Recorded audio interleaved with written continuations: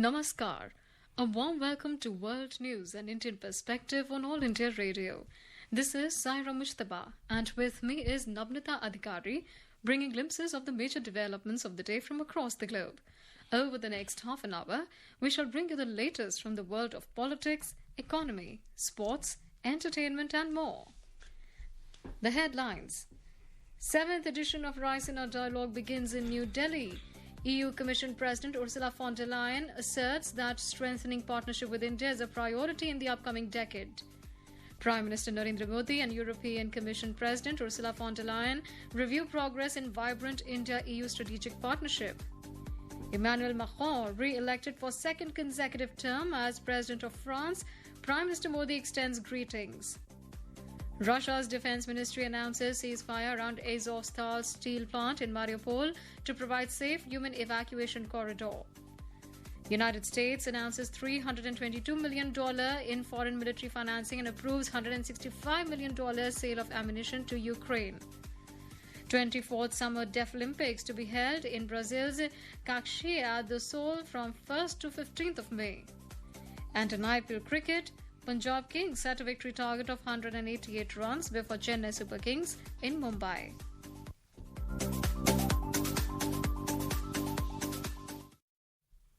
And now the news in detail. President of the European Commission, Ursula von der Leyen, has said that India and European Union share fundamental values and common interests as vibrant democracies. Giving the keynote address at the inaugural session of 7th edition of Raisina Dialogue, which got underway in New Delhi Monday evening, Ms. Lyon said India and EU believe in each country's right to determine its own destiny in rule of law and fundamental rights. She said they believe that it is democracy that best delivers for citizens. Ms. Lyon said that every 5 years, when Indians cast their vote in parliamentary elections, the world watches with admiration as world's largest democracy charts its future path because the outcome of decisions made by 1.3 billion people resonates around the globe. She stressed that for the European Union, strengthening and energizing its partnership with India is a priority in this upcoming decade. Democracy was born more than 2,000 years ago in Europe, but today its largest home is India. For the European Union, strengthening and energizing its partnership with India is a priority in this upcoming decade. Both our economies thrive in a world of common rules and fair competition, and we share the same interests in safe trading routes, in seamless supply chains, and in a free and open Indo-Pacific. Both our regions are driving forces in the digital revolution, and this makes us natural partners in setting global standards. The European Commission President said India and EU share the same interests in safe trading routes, in seamless supply chains, and in free and open Indo-Pacific. The EC President expressed happiness at the launch of India-EU Trade and Technology Council, which will facilitate collaboration on expanded trade, technology, and security. Proposing the vote of thanks at the inaugural session of Raisina Dialogue, External Affairs Minister Dr. S. Jaishankar said, EU has already articulated an Indo-Pacific and connectivity strategy. He said India and EU's climate action, digital and other conversations are also getting increasingly serious. He said EU is approaching global challenges with a much sharper strategic awareness. Prime Minister Narendra Modi and other dignitaries were present at the inaugural session of the Raisina Dialogue. Several former prime ministers of different countries and other dignitaries are also participating in the event. The 3-day dialogue is based on the theme Terra Nova, impassioned, impatient, imperiled. There are 6 broad thematic pillars of the dialogue, including rethinking democracy, end of multilateralism, water caucuses, achieving green transitions. Raisina Dialogue will have around 100 sessions with over 210 speakers from 90 countries. In today's Hotspot section, we bring you a discussion on the Raisina Dialogue and its significance. In conversation are Professor Harsh V. Pant, Vice President, Studies and Foreign Policy at ORF, and Simran Sodhi, journalist. Today we are discussing the 7th edition of the Raisina Dialogue. We have Prime Minister Narendra Modi inaugurating the Raisina Dialogue, and we also have the EU Commission President who is here for the dialogue. We also see that the Raisina Dialogue has achieved the status today of being this primary dialogue which reaches out to various countries and also provides India with a global platform to articulate its views. Professor Pant, when you see the success, and this is the 7th edition we are seeing of the dialogue, how do you look at it, looking backwards and also taking a look forward? Well, I think, Raisina dialogue has certainly allowed India, has been a way for India to put its point of view across to the world at large. World that is changing rapidly, is evolving rapidly. There are new threat perceptions, there are new opportunities. And I think before Raisina, there was always this vacuum that India's voice, was often not heard beyond official statements. And I think this platform like Raisina allows India to engage with its partners in a much more freewheeling manner, in an intellectual sense of figuring out what sort of challenges are there and how those challenges can be converted into opportunities. It allows India to work with its partners to figure out, convergences, and there are divergences, to mend those divergences or to articulate them in a manner that allows the conversation to go forward. So I think what the Raisina dialogue has given India is a unique voice on the global platform across different sets of audiences, not simply government officials, but also public policy space, media, international organizations. So it has been, in my opinion, a good success story where India's views are now articulated and received by the world at large. Looking forward, I think the challenge for India remains that in a world that is getting increasingly segmented, can Raisina dialogue as a platform become that space where different viewpoints can continue to converge?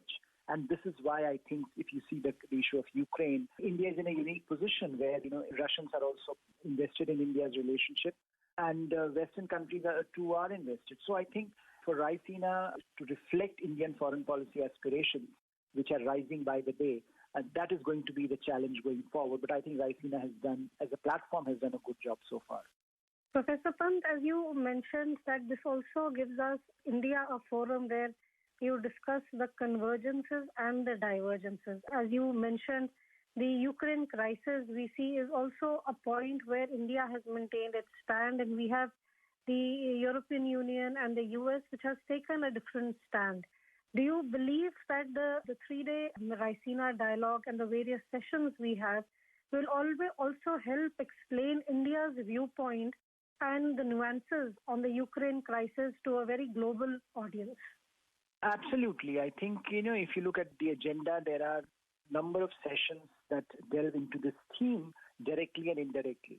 Whether you're looking at the debate on changing global order, whether you're looking at the debate on energy, whether you're looking at the debate on Russia and Central Asia, and whether you're looking at the session on Europe and what Europe's geopolitical agenda is or how it is shaping up.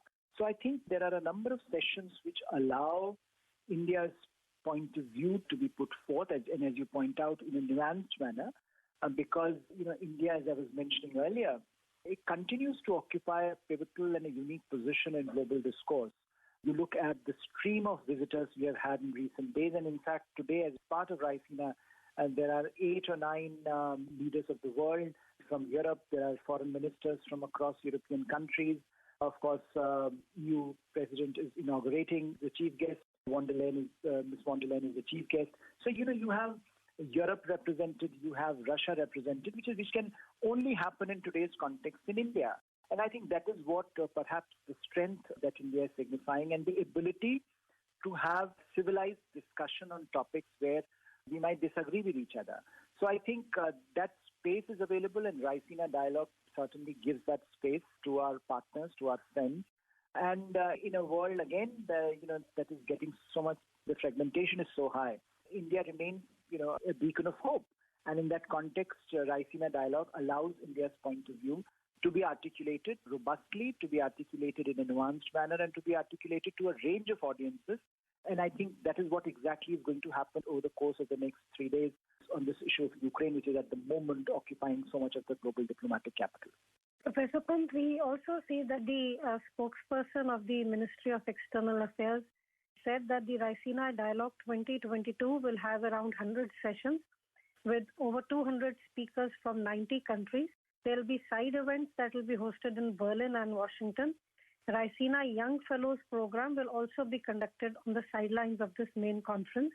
And as you pointed out, the three-day dialogue will also be attended by former prime ministers, by foreign ministers from almost all parts of the world.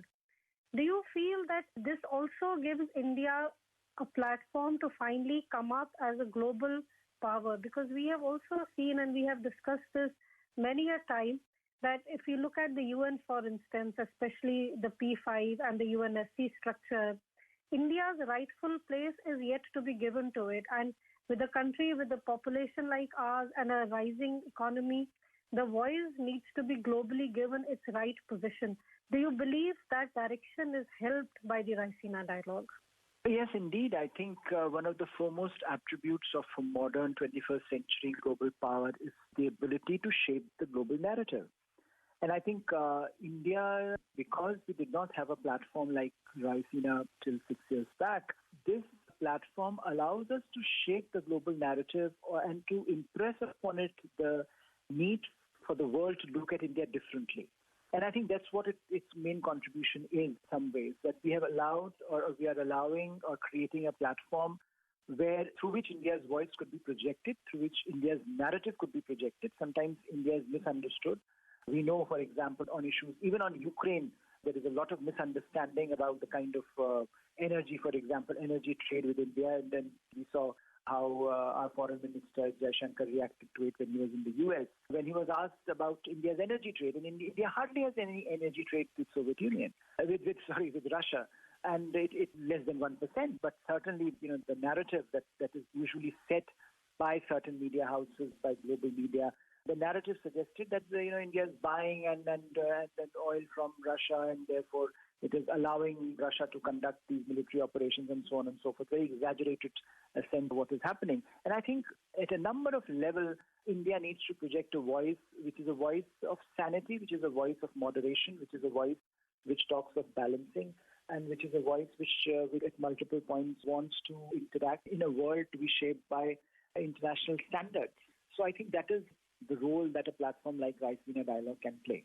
Professor Pant, we also see that the Raisina Dialogue 2022 has 6 thematic pillars: rethinking democracy in terms of trade, technology and ideology, end of multilateralism, water caucuses, and achieving green transitions. And there are other themes around which the dialogue will be based. My question to you is on the end of multilateralism. How far do you think is the discussion today, especially when we look at what is happening in the world and we look at the Russia-Ukraine crisis? How far do you think does this theme buy into what we see in the world today, what we see in the global events unfolding today? The whole global order as it is evolving at the moment hinges on extreme degree of fragmentation. And you have great power contestation rising, you have major power conflict rising, you are witnessing in Ukraine, you are witnessing China's rise in our vicinity, which is challenging, the way regional order in the Indo-Pacific works. So it's very natural that multilateral institutions, the idea of multilateralism that came about after the end of the Second World War, will also come under stress, will also come under challenge. And I think in some ways, we are witnessing different kind of a multilateral order, which is more ad hoc, more flexible, more issue-based. And that is, shaping for a lot of this generation, the idea of, what kind of a global order we are entering into. So when we say end of multilateralism, the idea is to make a case for reformed multilateralism, which India has been espousing. Multilateralism remains an important pivot for Indian foreign policy and for global order. But multilateralism of the kind that we have become used to is now coming to an end. So how do we manage those fault lines? How do we manage those challenges? That is, I think, very important from the point of view of India, but I think it's also important from the point of view of lots of small countries, relatively weak countries, that become victims of brute power politics at times of major powers. So I think multilateralism, the idea remains valid, but I think how it is being interposed in today's global order, that is the challenge. So how do we manage this multilateral order? What kind of challenges are coming in the multilateral order? That is part of Raisina is devoted to that. And how do you reform multilateralism? How do we reform multilateral order so that powers big and small can partake in global public goods? Those questions remain important to what we are witnessing across the world. And I think India is in a unique position to make that argument about a reform multilateralism. And as you were mentioning earlier, this is something that, India has not been given its due on the multilateral order itself.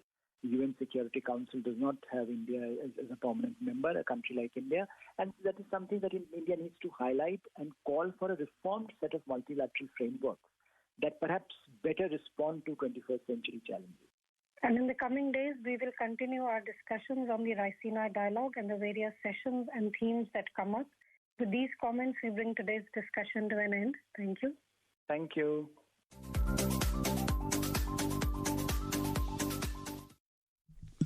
Prime Minister Narendra Modi held talks with European Commission President Ursula von der Leyen in New Delhi on Monday. Both leaders reviewed progress in the vibrant India-EU strategic partnership and agreed to deepen cooperation in areas of trade, climate, digital technology and people-to-people ties. Prime Minister Modi said that Ursula von der Leyen's visit will deepen cooperation in areas of trade, climate, digital technology and people-to-people ties. Bharat का और European union council के साथ पिछले दिनों हमारी virtual summit का मौका मिला था इंडिया यूएन का। लेकिन मैं आशा करता हूं कि बहुत ही जल्द हम फिर से रूबरू मिल करके बहुत ही निकट संवाद करेंगे। मुझे खुशी है कि हमारे विदेश मंत्री जब आए थे आपने बहुत ही अच्छी मीटिंग ऑर्गेनाइज की और भारत के साथ चर्चा करने का एक अच्छा अवसर आपने दिया था। और इसलिए भी मैं समझता हूँ कि आपके नेतृत्व में भारत और यूरोप के संबंधों एक नई ऊंचाई मिल रही है, संपर्कों के नए क्षेत्र खुल रहे हैं और ये हमारा सहयोग और अधिक हमारे संबंधों को आगे बढ़ाएगा। European Commission President Ursula von der Leyen said, as large and vibrant democratic societies, India and Europe share similar values and commonality of perspectives on many global issues. We are vibrant democracies. We are strong supporters of the international rules-based order. We are large economies. And the European Union has only one trade and technology council in place, and that is with the United States. And I think, therefore, it is telling that it was so important for us to put up a second trade and technology council with India. Both leaders reviewed the progress in the India-EU strategic partnership, including the forthcoming recommencement of negotiations on a free trade agreement and investment agreement. Prime Minister Modi and Ms. Leyen announced the establishment of an India-EU Trade and Technology Council. This new mechanism will bring about high-level coordination on the intersecting aspects of trade, technology and security and provide the political steer needed for in-depth strategic engagement.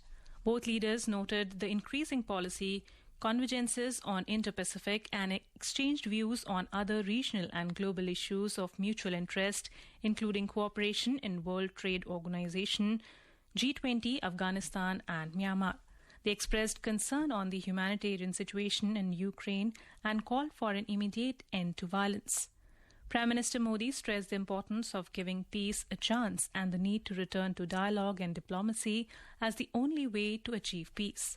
The leaders had an extensive discussion on climate-related issues, including on possibilities of collaboration between India and the EU in areas like green hydrogen. They also discussed the continuing challenges of COVID and stressed efforts to ensure equitable access to vaccines and therapeutics to all parts of the world. The European Commission President is in India on a two-day visit aimed at strengthening European Union-India ties. This is All India Radio giving you the news. For quick news updates round the clock, follow us on Twitter at AIR News Alerts. Immanuel Mahon has won a second term in France's presidential election with 58.2% of the votes. Macron's far-right challenger, Marine Le Pen, won 41.8% of the votes in an election that saw the country's highest abstention rate in 50 years. After the polls closed across France at 8 p.m. local time, the final result will be announced by the country's Interior Ministry on Monday. 44-year-old Mahon looks set to become the first president since Chirac 2 decades ago to secure a second term in office. Congratulatory wishes poured in from around the world after Mahon won the French presidential election. Prime Minister Narendra Modi congratulated Immanuel Mahon. In a tweet, Mr. Modi said that he looks forward to continuing working together to deepen the India-France strategic partnership. In Slovenia, political newcomer Liberal Robert Golob has defeated three-time Prime Minister, populist conservative Janez Janša, in a country split by bitter political divisions over the rule of law. After counting of over 97% of the ballots, state election authorities on Sunday said that the Freedom Movement won nearly 34% of the votes, compared to around 24% for the governing conservative Slovenian Democratic Party. Russia's defense ministry has announced a ceasefire around Azovstal steel plant in Mariupol to allow a civilian evacuation from the industrial area that has been sheltering the remaining Ukrainian resistance in the port city. In a statement, the defense ministry said Russian troops will unilaterally stop any hostilities, withdraw units to a safe distance, and ensure the withdrawal of civilians from 1400 hours Moscow time on Monday. It said the civilians will be taken in any direction they have chosen. It added that the Ukrainian side should show readiness to start the humanitarian evacuation by raising white flags at Azovstal. The United States announces that it will provide Ukraine with $322 million in foreign military financing and has approved a $165 million sale of ammunition of the country. The announcement came after U.S. Secretary of State Antony Blinken and Defense Secretary Lloyd Austin met Ukrainian President Volodymyr Zelensky in Kiev on Sunday. It was the highest-level visit by an American delegation since the start of the conflict. The new money brings the total amount of U.S. military assistance to Ukraine to $3.7 billion since the invasion, officials said. After the meeting, Mr. Austin going to Ramstein in Germany for a meeting of NATO defense ministers and other donor countries. India's Lok Sabha Speaker Om Birla held a bilateral meeting with Speaker of the Parliament of Singapore, Tan Sua Shin, in Singapore on Monday. On the occasion, Mr. Birla said that India and Singapore believe in democratic governance. He said regular dialogue between the parliamentarians of democratic countries are helpful in strengthening democracy and effective functioning of democratic institutions. Mr. Birla appreciated the positive role played by Singapore in promoting ASEAN-India relations. He said India looks forward to working more closely with Singapore during Singapore's coordinating role in the ASEAN-India Dialogue Partnership. Mr. Birla said India's rapidly growing economy, skilled and affordable manpower, and dynamic market system can provide new opportunities for prosperity and growth for the Singaporean companies. India's External Affairs Minister Dr. S. Jaishankar discussed trade, connectivity, culture and training cooperation with his Armenian counterpart Ararat Mirzoyan in Delhi on Monday. They also exchanged views on current regional and international issues. India's Chemicals and Fertilizers Minister Dr. Mansukh Mandaviya on Monday inaugurated the 7th edition of International Conference on Pharma and Medical Devices Sector in New Delhi, congratulating the pharma industry of India in ensuring country's successful fight against COVID-19. The minister said the way India has managed pandemic is a global case study. He said the entire world community is praising India's efforts in carrying out the world's largest vaccination drive. In Sudan, at least 168 people were reportedly killed and 98 injured in clashes between rival groups in Darfur killed at least 168 people on Sunday. An aid group said Darfur, which was ravaged by a civil war that erupted in 2003, has seen a spike in deadly conflict since October last year, triggered by disputes mainly over land, livestock and access to water and grazing. The 24th Summer Deaf Olympics will be held in Brazil's Caxias do Sul from the 1st to the 15th of May. In all, 39 men and 26 women have been selected to represent India along with 12 coaches, 8 support staff and 12 officials. Speaking to media in the send-off ceremony for Deaf Olympics-bound athletes, India's Youth Affairs and Sports Minister Anurag Thakur expressed hope that the athletes will bring laurels to India. He said this is the largest contingent going to Deaf Olympics from India.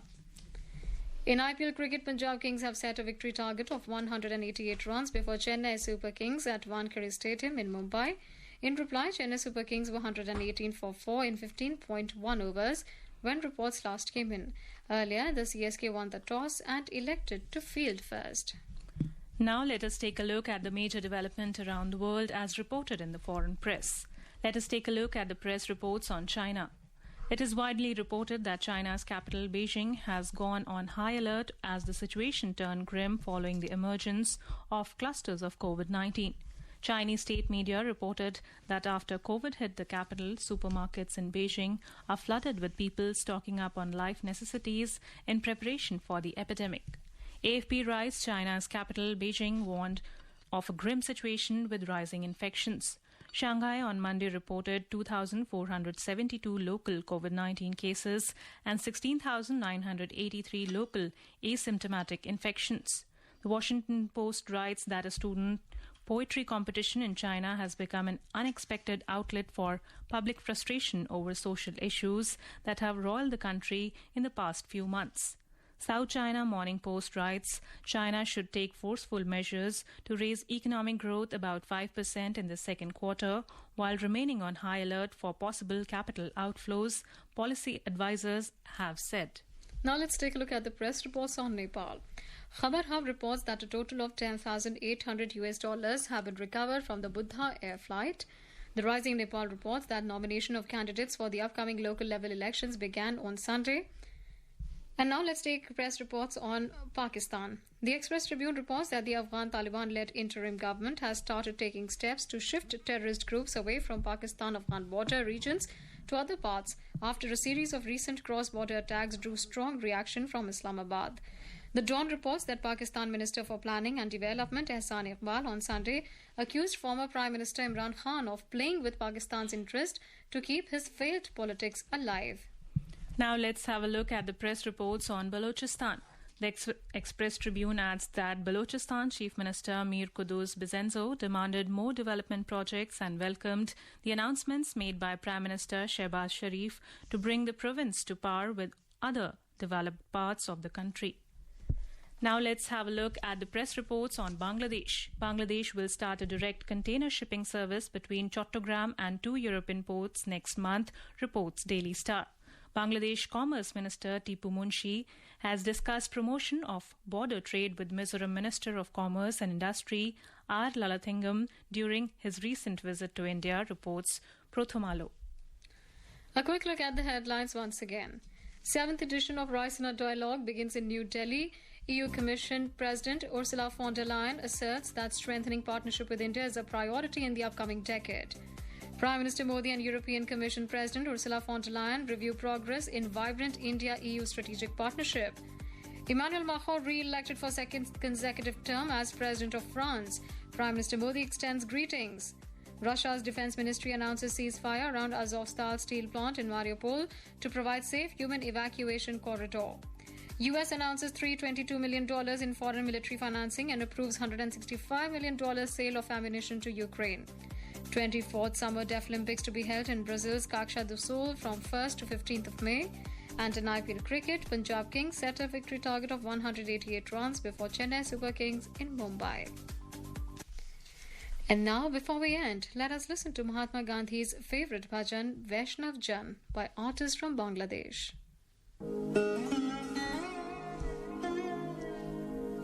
Vaishnava Jana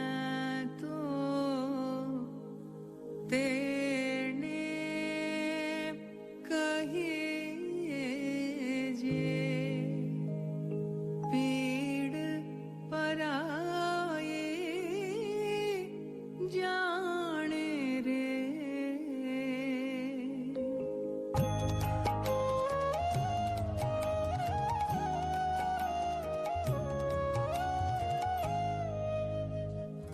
वैष्णव जन